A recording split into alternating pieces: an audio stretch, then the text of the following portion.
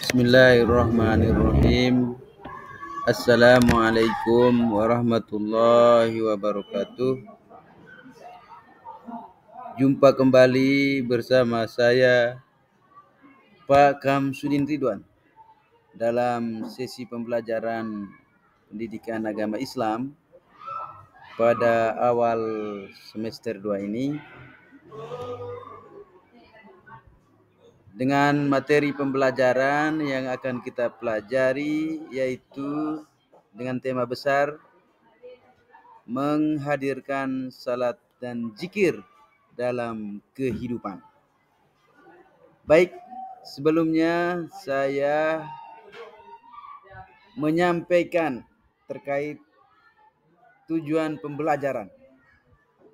Jadi tujuan pembelajaran setelah kita mempelajari materi terkait dengan salat dan zikir, ya, menghadirkan salat dan zikir dalam kehidupan. TP atau tujuan pertama yakni memahami makna salat dan zikir. Selanjutnya memahami bahwa salat untuk meraih ketakwaan dan menghindari perilaku tercela. Kemudian memahami hikmah melaksanakan salat dan zikir. Dan yang terakhir adalah mengamalkan salat 5 waktu dan zikir secara konsisten. Baik, kita lanjut kepada rangkuman materi pembelajaran. 1. Makna salat dan zikir. Kita mulai dengan makna salat dulu. Menurut bahasa, salat diartikan sebagai doa atau meminta kebaikan.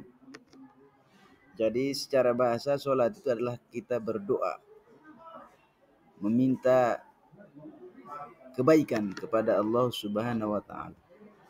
Sedangkan menurut istilah, salat adalah ucapan-ucapan dan perbuatan-perbuatan. Jadi dalam salat itu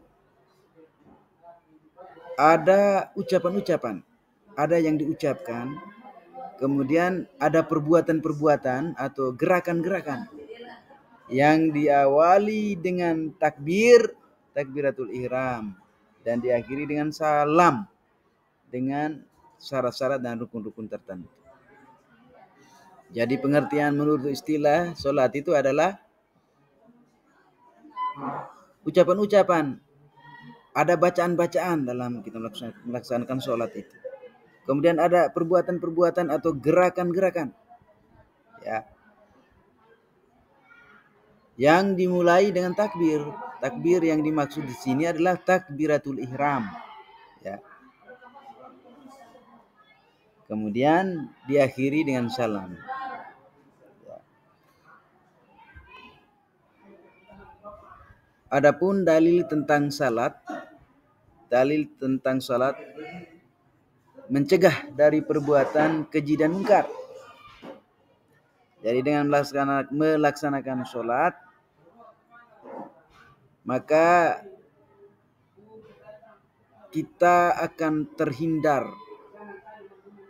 dari perbuatan yang keji dan munkar. Dalil tentang salat ini yakni Quran surat Al-Ankabut surat ke-29 45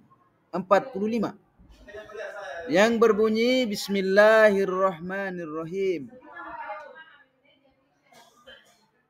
Utlu ma uhiya ilaika minal kitabi wa aqimis shalah. Innas sholata tanha 'anil fahsya'i wal munkar.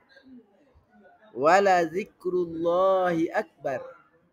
Wallahu ya'lamu ma tasna'un. Artinya, bacalah kitab Al-Quran yang telah diwahyukan kepadamu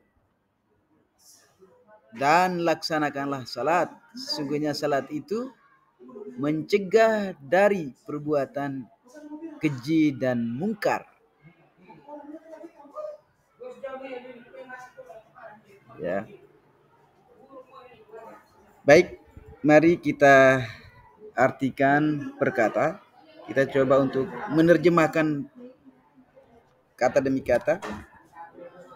Bismillahirrahmanirrahim. Utlu, bacalah,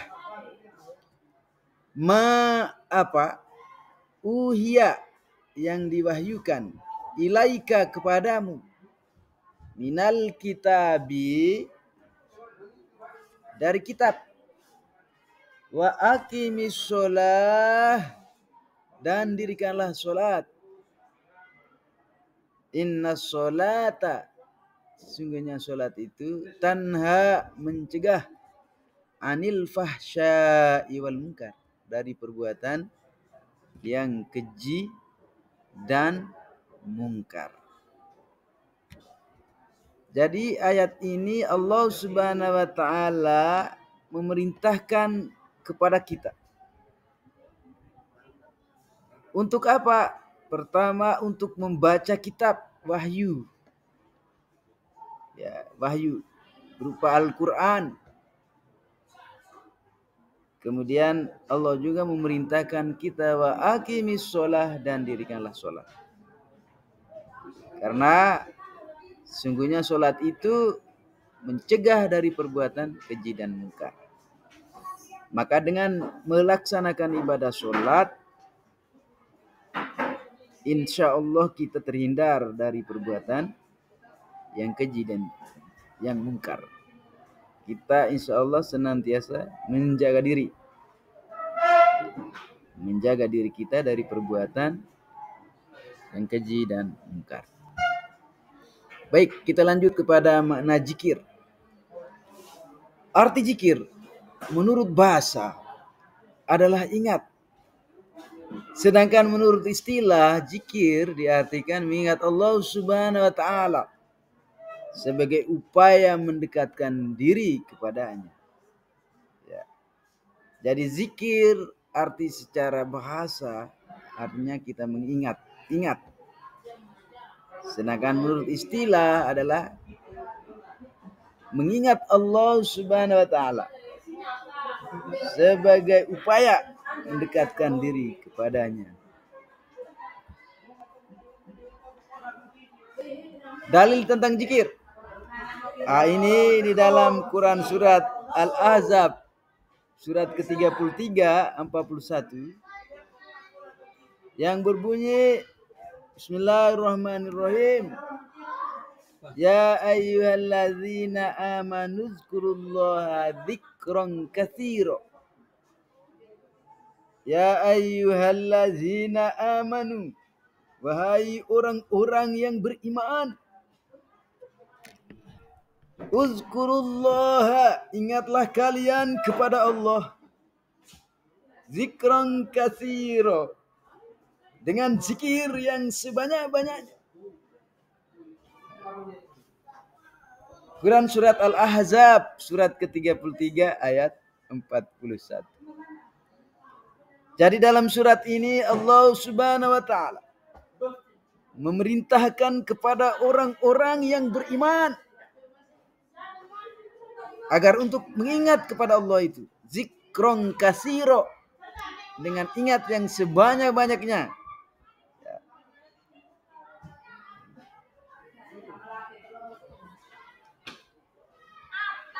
Baik anak-anakku sekalian, demikian video singkat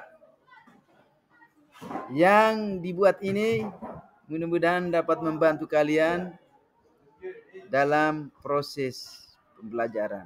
Sekian, assalamualaikum warahmatullahi wabarakatuh.